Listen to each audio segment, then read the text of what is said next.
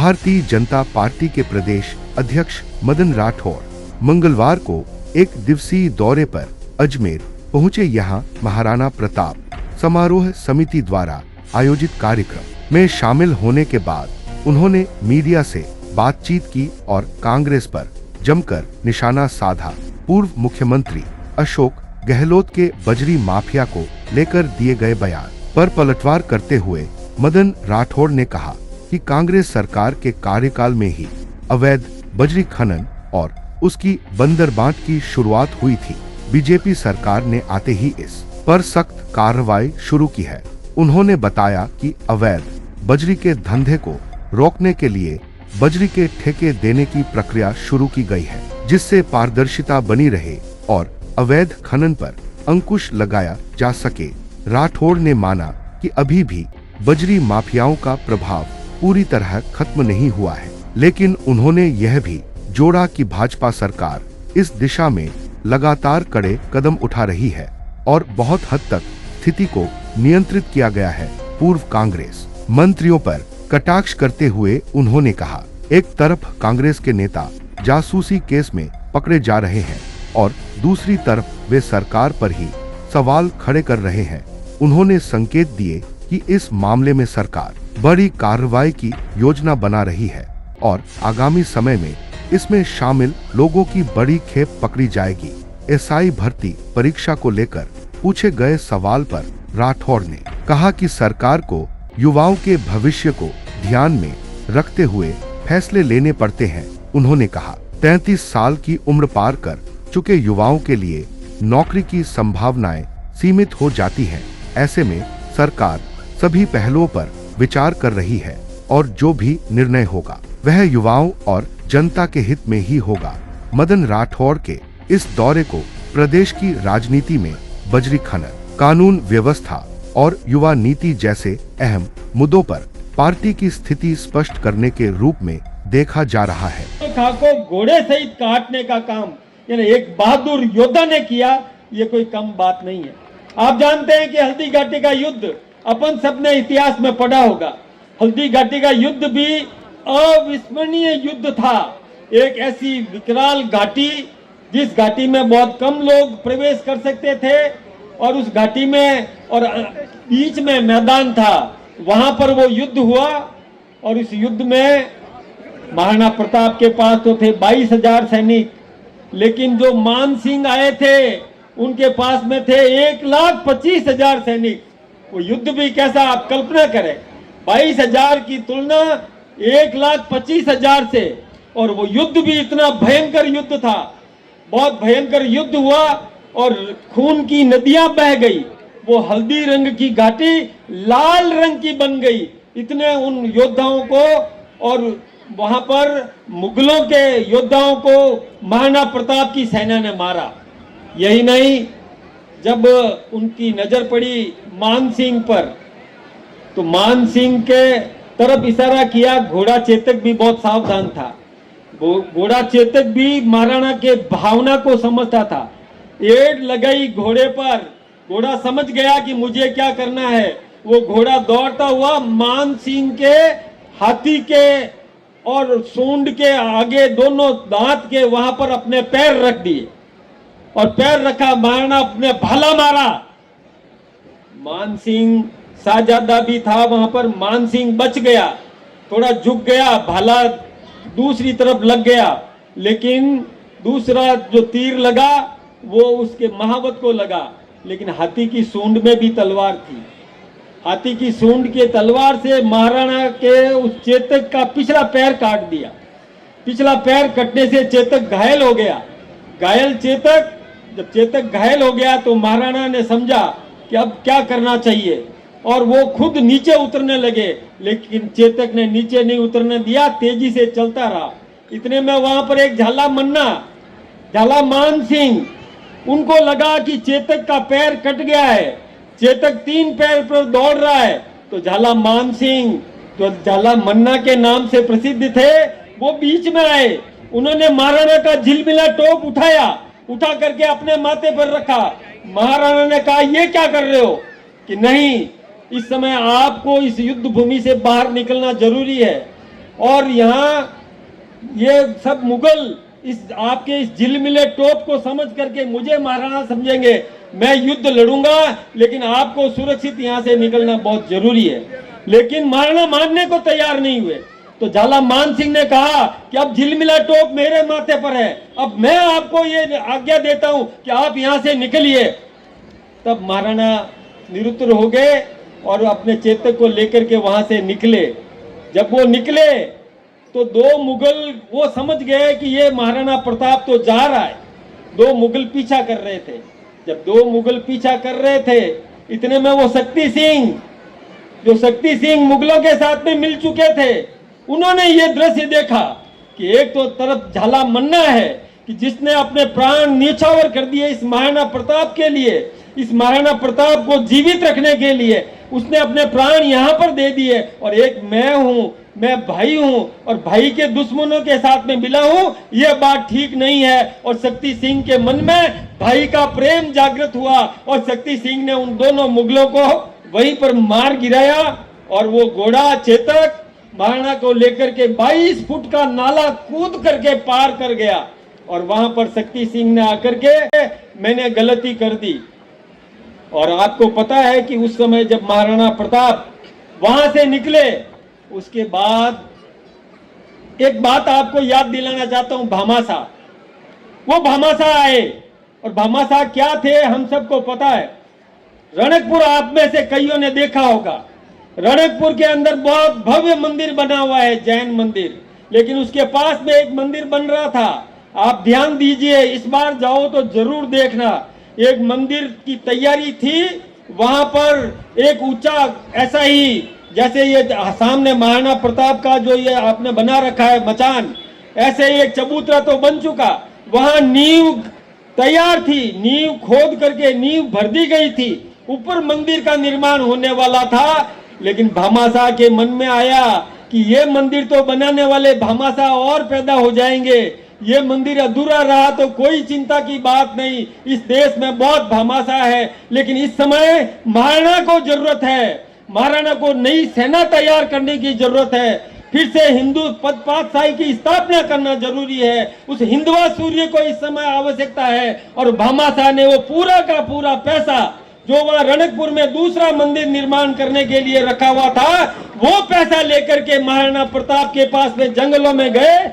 वहां जाकर के उन्होंने वो पैसा दिया कि आप तो हिंदू राष्ट्र का निर्माण करो, ये मंदिर तो फिर निर्माण करने वाले लोग आ जाएंगे। ये हिंदू राष्ट्र की पदस्थापना, हिंदू धर्म की रक्षा करना, ये इस समय आवश्यकता है। इसलिए मैं ये आपको और ये आपकी ही दी हुई पूंजी तेरा तुझको अर्पण क्या लागे मेरा, इस भावना के साथ में भामाशाह ने महाराणा को वो राशि दी और उससे महाराणा प्रताप ने फिर से सेना खड़ी की। महाराणा प्रताप ने सेना खड़ी नहीं की, अकबर को दांतों चने चबाने को मजबूर कर दिया, अकबर को निरुत्तर होना पड़ा। और आपको पता है कई इतिहासकार लिखते हैं कि हल्दी घाटी में महाराणा हार गए। अरे नहीं, महाराणा तो निकल गए थे, महाराणा तो फिर से आ गए।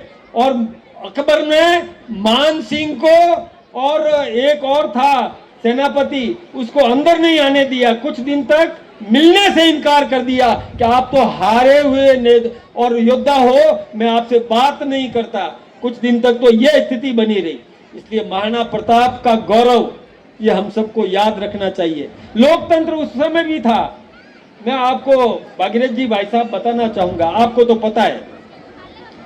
देखिए, जब उदय सिंह जी ने जगमाल को उत्तराधिकारी घोषित कर दिया, जगमाल को उत्तराधिकारी घोषित कर दिया और उदय सिंह जी के देहांत के बाद शमशान भूमि पर महाराणा प्रताप थे। वहां एक परंपरा है कि महाराणा जो बनता है वो शमशान भूमि पर पिता की अर्थी लेके नहीं जाता है। ऐसे तो ये जो स्मारक बना है, अजमेर से जो ही इधर निकलते हैं और सामने एक बड़ी अट्टालिका पर बना हुआ भव्य स्मारक एक बहुत बड़ी प्रेरणा देता है। ये बात बिल्कुल सही है कि समाज को प्रेरणा देने का जो दायित्व इस समिति ने निभाया, मैं इनका बहुत बहुत अभिनंदन करता हूं, इनका बहुत बहुत धन्यवाद ज्ञापित करना चाहता हूं। कल मैं उदयपुर गया था, वहां पर प्रताप गौरव केंद्र ने एक बहुत भव्य अट्टालिका पर और बहुत भव्य महाराणा प्रताप की मूर्ति वहां पर उन्होंने लगाई। और यही नहीं, उन्होंने एक प्रेरणादायी वहां पर प्रदर्शनी भी लगाई। वहां पर भी महामहिम राज्यपाल भी हमारे साथ में थे। और मुझे तो इस बात की बहुत खुशी हुई कि महामहिम राज्यपाल ने जो महाराणा प्रताप के बारे में बोला, मैं सोचता हूं कि हिंदुस्तान का प्रत्येक नागरिक महाराणा प्रताप के बारे में जानकारी रखता है। जो महाराष्ट्र के उस सुदूर से शिवाजी के क्षेत्र से रहने वाला नागरिक हमारा राजस्थान का महामहिम राज्यपाल बना है, और उन्होंने जिस ढंग से और महाराणा प्रताप के बारे में वृतांत किया, हमें देखकर बहुत खुशी हुई। देखिए, महाराणा प्रताप के बारे में आप सब लोग बहुत कुछ जानते हैं, लेकिन एक बात मैं बताऊं कि महाराणा प्रताप का ननिहाल मेरे पालनी में था। और जयवंती बाई सोनगरा परिवार की थी, वो पाली की थी। और महाराणा प्रताप का जो प्रारंभ, जो संस्कार देने का काम, वो जयवंती बाई ने किया। युद्ध कौशल की शिक्षा उन्होंने पाली में प्राप्त की। इतने महारथी थे वो। देखिए, उनकी हाइट 7 फीट 5 इंच से अधिक उनकी हाइट थी, ऊंचाई, लंबाई 7.5 फीट से अधिक, और वजन था 110 किलो खुद का वजन। और उनके पास में जिस प्रकार के शस्त्र थे, उन शस्त्रों का वजन भी 125 किलो था ऐसे। और उनको जो लेकर के चलता था वो चेतक, वो भी किसी से कम नहीं था। और कहते हैं कि महाराणा प्रताप जब युद्ध के लिए निकलते थे तो जिस तरफ वो जाते थे उस तरफ सेना भगदड़ मच जाती थी। वो सब दुश्मनों की सेना भागने लग जाती थी, क्योंकि महाराणा प्रताप का युद्ध कौशल इतना और जोरदार था कि उसको झेल पाना दुश्मनों के सामने कठिन था। और एक बार तो कहावत है, कहावत नहीं है, सत्य घटना है कि एक योद्धा उनके सामने आया और उन्होंने, महाराणा प्रताप ने, और तलवार से उस योद्धा को भी काटा और उसके घोड़े को भी काट दिया। और वो वहां पर चित्र लगा हुआ है, बहलोल खां, उसका नाम हो गए होते। इसलिए गोपनीयता भंग नहीं करना। ये हमारा नेतृत्व एक जवाबदार नेतृत्व है।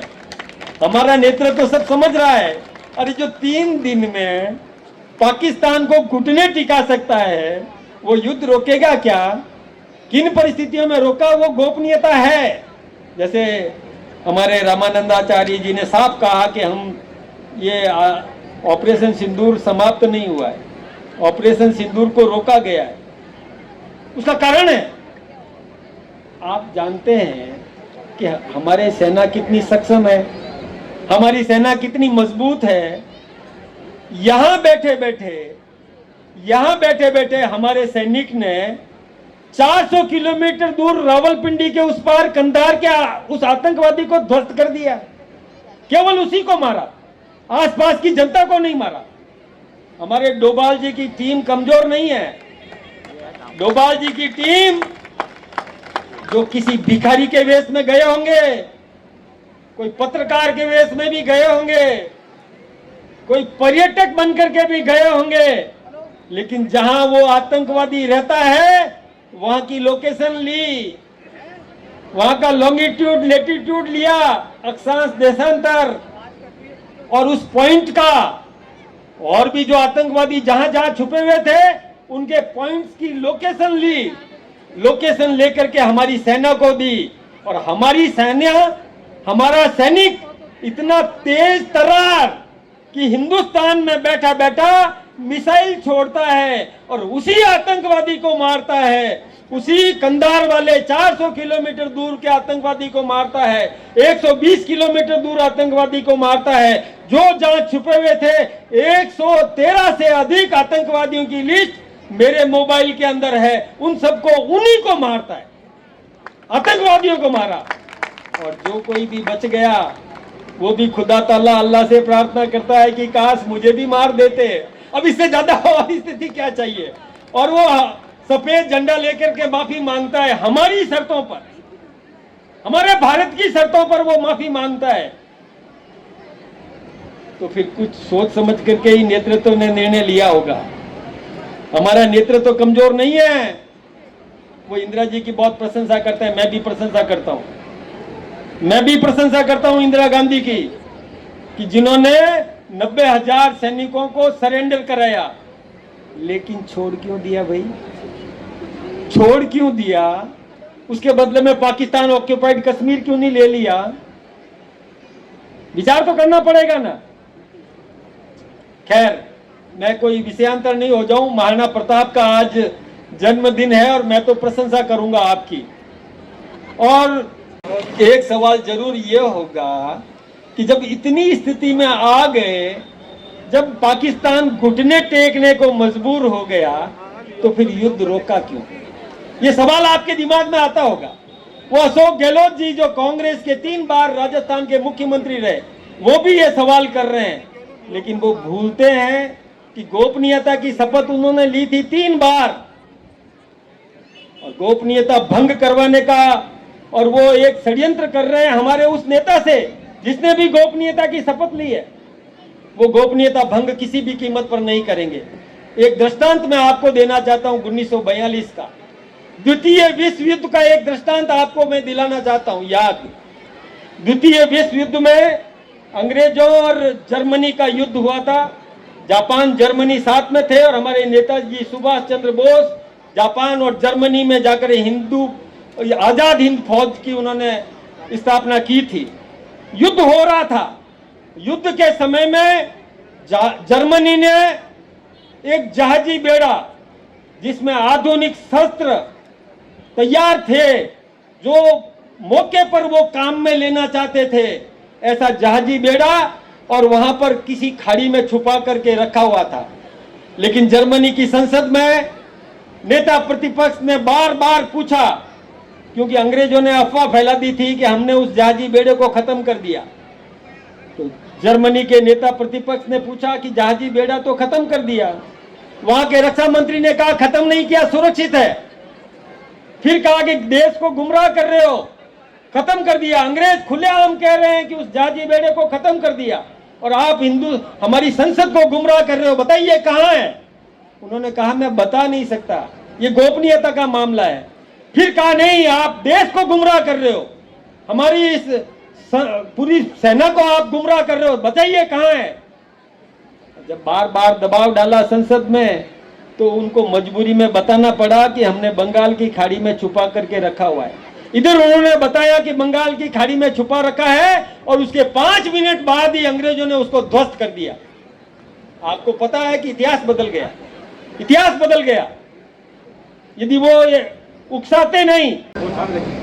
आज हम सब गौरवशाली हैं कि वीर शिरोमणि महाराणा प्रताप, जिन्होंने देश की स्वाभिमान के लिए, देश की रक्षा के लिए उन्होंने जीवन पर्यंत संघर्ष किया, परंतु उन्होंने स्वाभिमान को कभी झुकने नहीं दिया।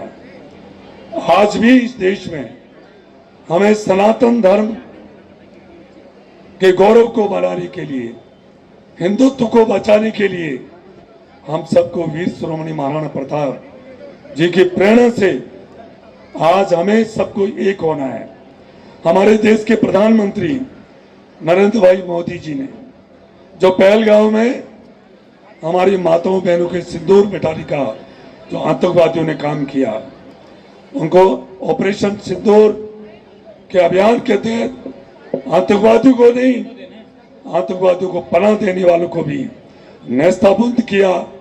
और हमें पूरा ध्यान नहीं है, सच्चाई यह है कि पाकिस्तान जो आतंकवाद को पनाह देता है, उन आतंकवादियों के ठिकानों को नेस्ताबुंद कर दिया और उनकी ऐसी स्थिति कर दी कि आज वो क्या स्थिति है उनकी। इसलिए हमें आज महाराणा प्रताप जी की जन्म जयंती के अवसर पर हमें उनकी प्रेरणा से हमारे प्रधानमंत्री जी, जिन्होंने ठान लिया आतंकवादी और आतंकवादी के पनाह देने वालों को नेस्ताबुंद कर रहे हैं, तो आज जन्म बजरी माफियाओं के साथ मिलीभगत कर रही, क्योंकि लगातार एक घटना हुई है, कांस्टेबल को कुचला गया है, जिनकी डेथ हो गई, उस पर सरकार पर हमला बोल कर रहे हैं। देखिए, ये जो इसकी जो शुरुआत की गई थी बजरी वाला इशू, ये कांग्रेस के सरकार में की गई थी और उसके बाद में ये लगातार चलता रहा। ये बात सही है कि बजरी माफियाओं का आतंक है, लेकिन कांग्रेस के समय में भी बहुत ज़्यादा था। हमने बहुत अंकुश लगाया। कांग्रेस के समय में तो ठेके भी नहीं दिए गए थे और अवैध बजरी चल रही थी। हमारे भजन लाल जी ने आते ही इसके ठेके देने शुरू किए और ठेकों के माध्यम से हो रहा है। हालांकि मैं ये नहीं कहता कि अवैध बजरी खनन बिल्कुल बंद हो गया, बिल्कुल बंद नहीं हुआ है। अंकुश लगाने की और ज़रूरत है, लेकिन हमने कॉन्ट्रैक्ट दिया। कॉन्ट्रैक्ट देने से उसकी नियमितीकरण हुआ। ये काम हमारे भजन लाल जी की सरकार ने किया है। अशोक गहलोत जी भूल जाते हैं, उनके समय में तो खुली छूट थी। कांग्रेस के एक नेता के पीए का जासूसी करते हुए पकड़ा जाना किस तरीके से लेते हैं सर? ये बहुत दुर्भाग्यपूर्ण है। देखिए, पीए से कोई चीज़ छुपी नहीं रहती है।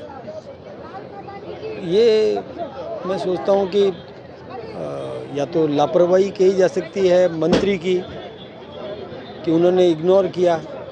मैं सहमति शब्द प्रयोग नहीं करूँगा, लेकिन लापरवाही शब्द ज़रूर करूँगा। दूसरी बात, ऐसे व्यक्ति घुस जाते हैं तो हमें सावधान रहना चाहिए। जो दुश्मन देश के लिए और जासूसी का काम करते हैं, ये राष्ट्र का बहुत बड़ा नुकसान उन्होंने कर दिया, क्योंकि उन्होंने पता नहीं कितनी गोपनीयता लीक कर दी होगी। लेकिन अब हमने पकड़ा है तो पूरा चैनल पकड़ में आएगा, किसी को बख्शा नहीं जाएगा। ये हमारी सरकार कृत संकल्प है कि ऐसे पूरी श्रृंखला पकड़ी जाएगी। तंत्र कहाँ तक है वो सब पकड़े जाएंगे, दंड दिया जाएगा। ऐसा ही भर्ती को लेकर सर अभी भी लगातार देखिए, ऐसा ही भर्ती में मैं आपसे निवेदन करना चाहूँगा कि सरकार को निर्णय करने से पहले कई बातें सोचनी पड़ती है। जो बालक, जो नौजवान 33 वर्ष का हो जाएगा, उसको दोबारा नौकरी का अवसर मिलने वाला नहीं है, तो उसके लिए क्या व्यवस्था की जानी चाहिए। अदरवाइज़ तो कभी भी ये निरस्त कर चुके होते। लेकिन उन लोगों के भविष्य की भी तो चिंता करनी पड़ेगी ना, जो एज बार्ड हो जाएंगे, उनको दोबारा परीक्षा देने का या इसमें भाग लेने का अवसर ही नहीं मिलेगा। इस विषय पर चिंतन मनन चल रहा है। जो भी निर्णय करेगी सरकार सोच समझ के करेगी। आखिरी सवाल, ऑपरेशन सिंदूर पर अजमेर की धरती पर पधारे, किस तरीके से कार्यक्रम रहा? संयोजक के लिए भी यहाँ पे है, वो भी हम बैठ ये अजमेर में जो बहुत बड़ा भव्य स्मारक विजय जी शर्मा को भी जो धर्मेश जी और उनकी पूरी टीम ने बनाया है, बहुत शानदार, समाज को प्रेरणादायी है। निश्चित रूप से एक राष्ट्रभक्ति का भाव जागृत होता है सब में। और ये आने वाले हर पर्यटक को, जो भी पुष्कर जाएगा या लौट करके आएगा, उसको जब ये भव्य स्मारक देखेगा तो एक राष्ट्रभक्ति का जज्बा उसके मन में भी पैदा होगा। बहुत अच्छा काम किया। मैं शुभकामनाएं देने के लिए आया। और यहाँ जो एक जिस ढंग से इन्होंने बैठने की जो व्यवस्था करी है, ये भी बहुत शानदार की है। हमेशा के लिए जैसे ये कार्यक्रम आयोजित करेंगे तो एक मंच मिल गया उनको, और नियमित रूप से ये करते रहेंगे। बहुत अच्छी बात है। मुख्यमंत्री अशोक गहलोत जो पूर्व मुख्यमंत्री हैं, कांग्रेस के कई नेता है ना सीज फायर पर सवाल कर रहे हैं कि आखिर ट्रंप को क्यों रखना पड़ा इस चीज़ को आगे, क्यों प्रधानमंत्री मोदी जी? देखिए, मैं बहुत स्पष्ट रूप से निवेदन करूं, और मैं सोचता हूं कि हिंदुस्तान का आम नागरिक इस बात को समझ भी रहा है कि पाकिस्तान दुनिया के कई देशों से प्रार्थना करता रहा, कई देशों के सामने गिड़गिड़ाता रहा कि आप हिंदुस्तान के प्रधानमंत्री नरेंद्र मोदी जी को समझाओ कि युद्ध विराम हो जाए, लेकिन किसी की हिम्मत नहीं हुई। ये कहने की किसी की भी हिम्मत नहीं हुई, और न हमारे देश के प्रधानमंत्री जी किसी को मध्यस्थ करने को तैयार हुए। लेकिन जब पाकिस्तान के सेनाधिकारी ने हमारे सेनाधिकारी के सामने सफ़ेद झंडा सामने करके और प्रार्थना करी कि हम युद्ध रोकना चाहते हैं, हम लड़ना नहीं चाहते, आपका मकसद आतंकवादियों को नेस्तनाबूद करना था, वो आपने कर दिया, हम दोबारा कभी पनाह देंगे नहीं। और भी कई शर्तें हैं जो मैं बता नहीं सकूंगा आपको, गोपनीयता का मामला है, वो मैं उजागर नहीं करूंगा। हमारी शर्तों पर हमने ये ऑपरेशन सिंदूर रोका है। अभी आपको पता होगा कि कल ही बॉर्डर एरिया में मॉक ड्रिल किया गया था। अब आप इसको समझ जाओ कि किस प्रकार तैयारी हमारी है। ठीक है, धन्यवाद।